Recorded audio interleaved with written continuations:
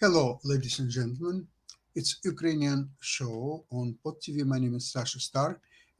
We have today distinguished guest, Dr. Jonathan Lockwood. Welcome to the show, Jonathan. Thank you, Sasha. Glad to be here. Yeah, we'll see. Maybe Ivan will join us later, but so far he's not there, the way I see it. So we are still almost 3 weeks after the Israeli or Hamas attack on Israelis, and it's kind of a development which cannot satisfy both parties at the same time. What's happening now, it cannot satisfy Israel, it cannot satisfy Hamas. Maybe it satisfies the United States. However, United States now has almost, or even a little bit more than 20 soldiers injured in Syria, and some of them are fighting for their lives. Um, so now you can be maybe even critical about U.S. involvement and all that, because so far uh, they haven't done much, and yet they're exposing their capital, a life capital, which are the lives of their soldiers. John, how you take it? I mean, it's kind of it's neither here nor there. You see, United States, obviously, it's a great superpower, but in chess, there is a saying: it's not enough to be a good player. You also have to play well.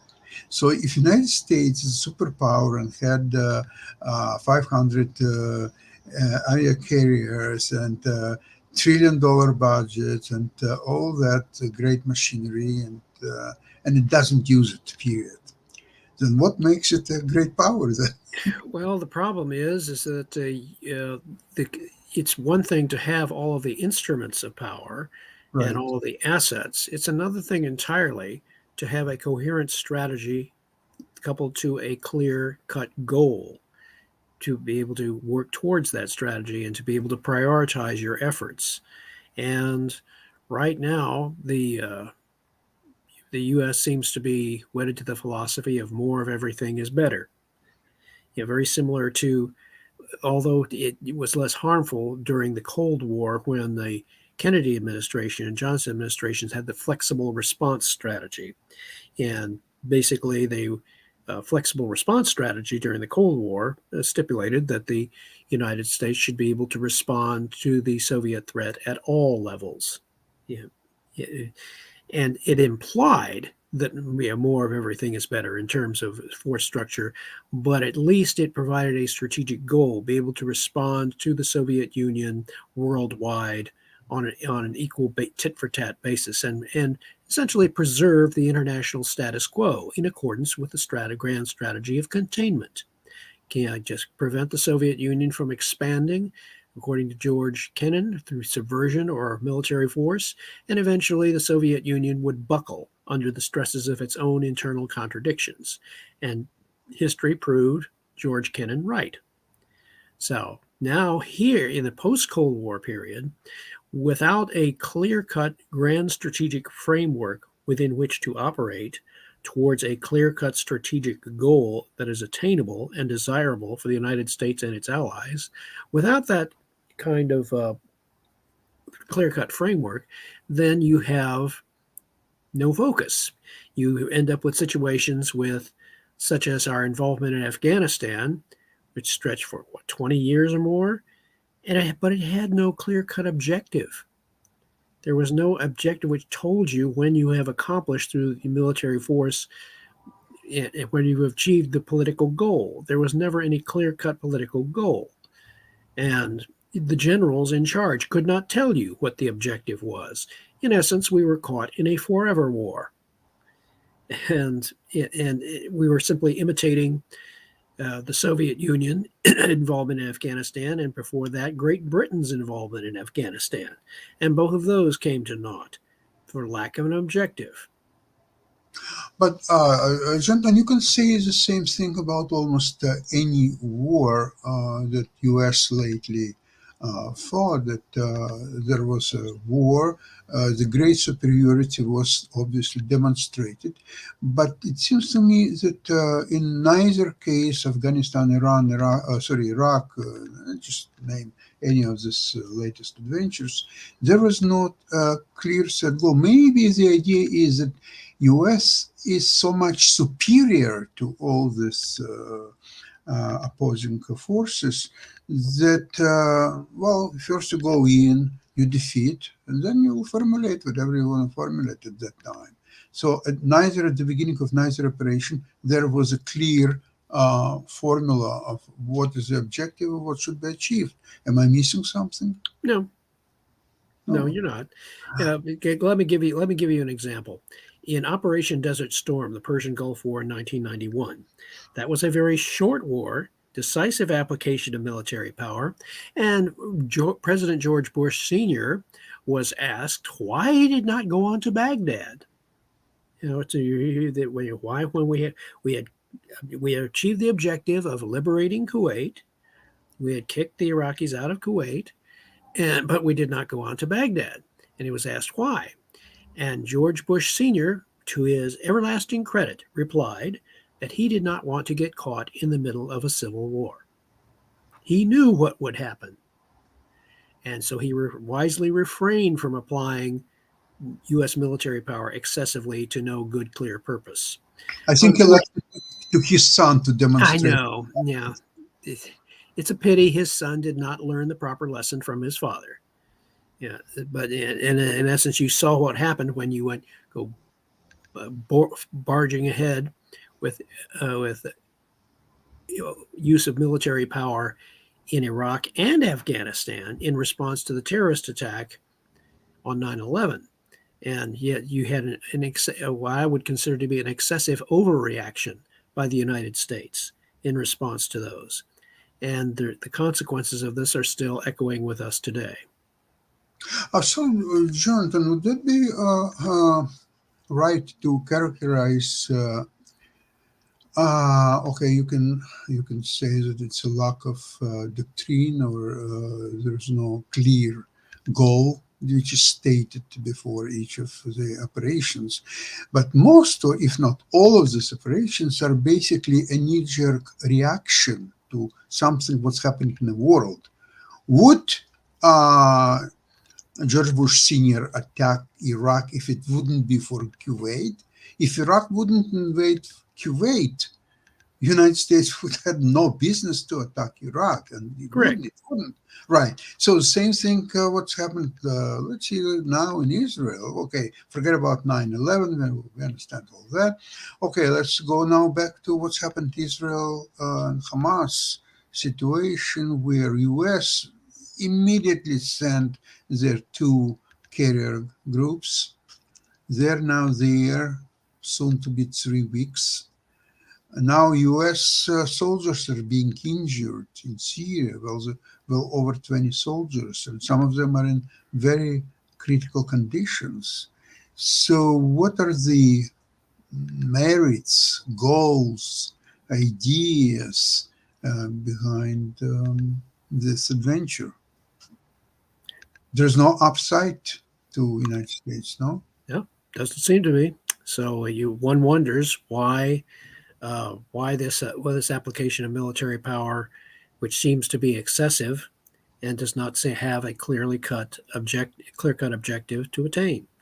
So one wonders. On the other hand, if we compare now the situation in Ukraine and Russia, and we've seen news recently about, of course, Vladimir Putin's medical condition, and now there's been much active speculation as to whether or not Vladimir Putin is actually at death's door. And that one source reported that Vladimir Putin's doctors are preparing his family for the worst, etc.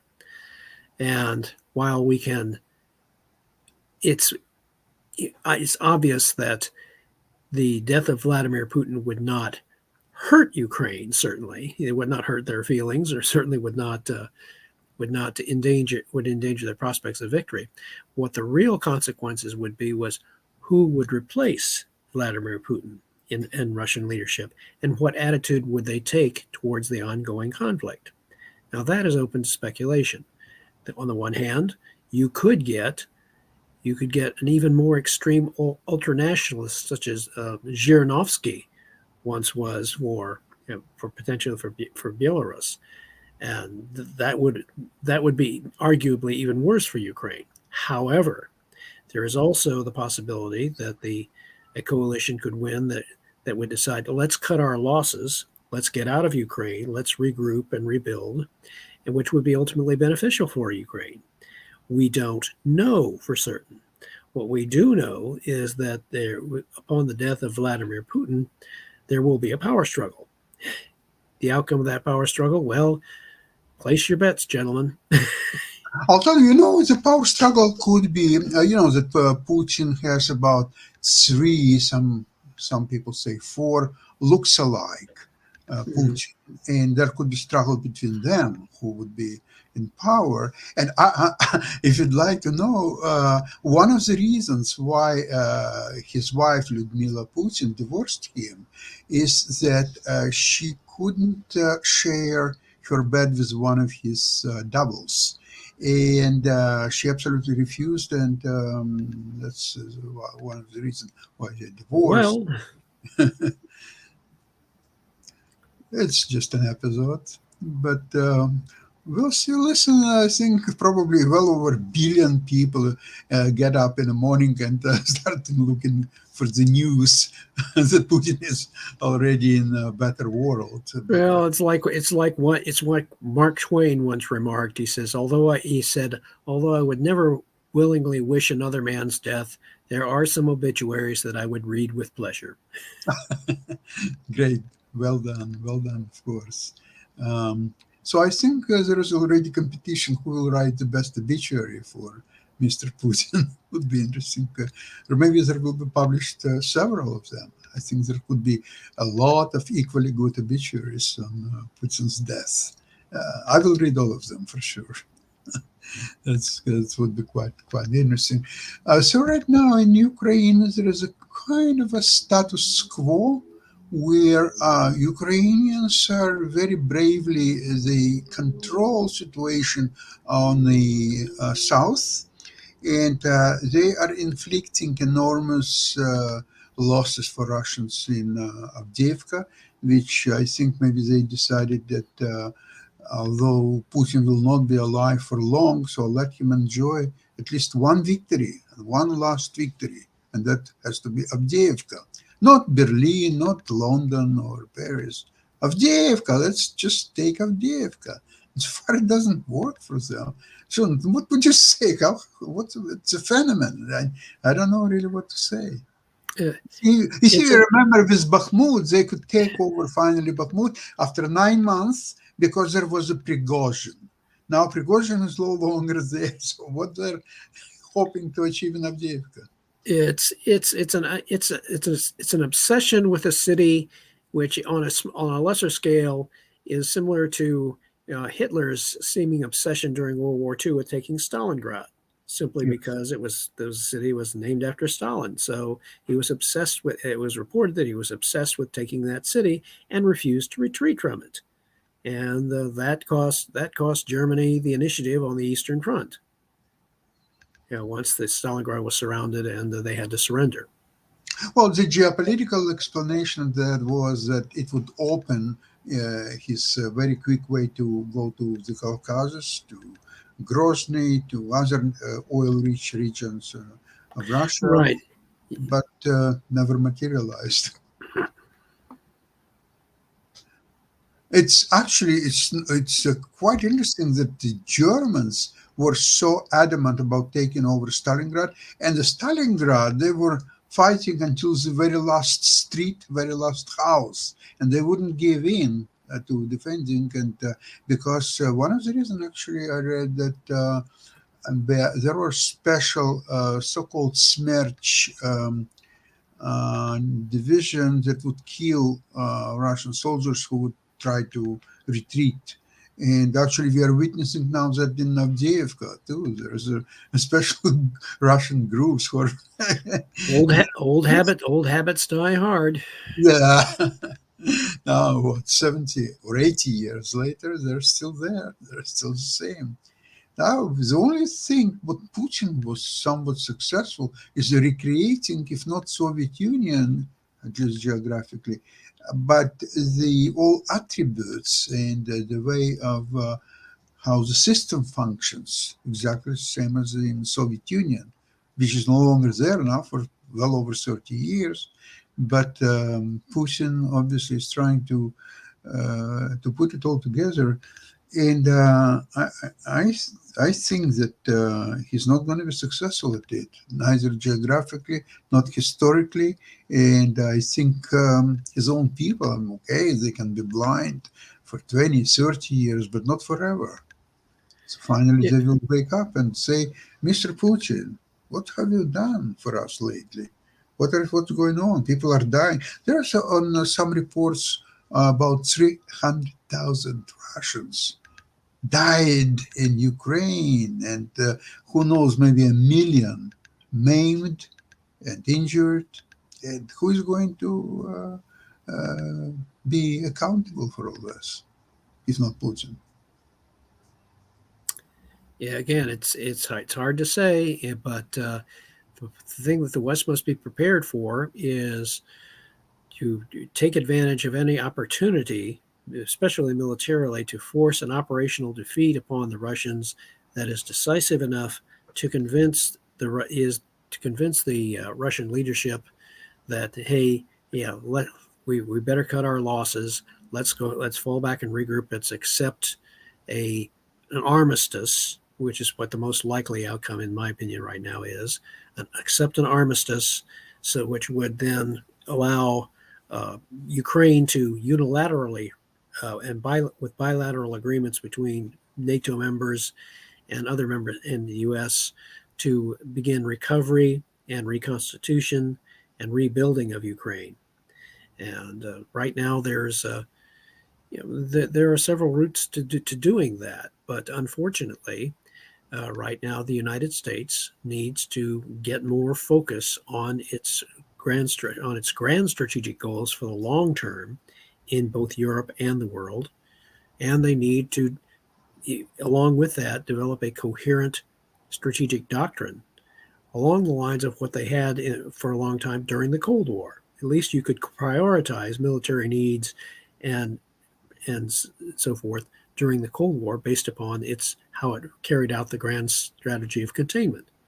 But unfortunately, you can't do that right now. And until the U.S. political leadership is able to attain that kind of coherence, it will continue to suffer these kinds of problems. Yeah, because if you think about it, such an ideal situation for the United States, where you have a country like Ukraine, it's probably a unique country that can fight with Russia. I don't see any other country who alone can fight against Russia. So they do, and provided that they will continue to get help from US, from the West, they can go on and actually depends on the level of help. They can actually defeat Russia, at least get them out of their territory, and that's quite achievable goal. Oh, it is. I Uh, agree. you see, geopolitical meaning of this is enormous because if the United States and Europe will leave Ukraine, so it will lose against Russia. That will embolden all other Russian friends, such as China, Iran, North Korea, some other countries which are watching what's the balance of power. Same Saudi Arabia. Saudi Arabia is sitting there. They have some kind of treaty with Iran. They're not in a rush to get a treaty with Israel. So they're watching what's the level of U.S. capacities to help Ukraine and help Israel and be active player. They're watching that, and so far everything what they're seeing is not that great for how it looks for United States. What do you think, Jim?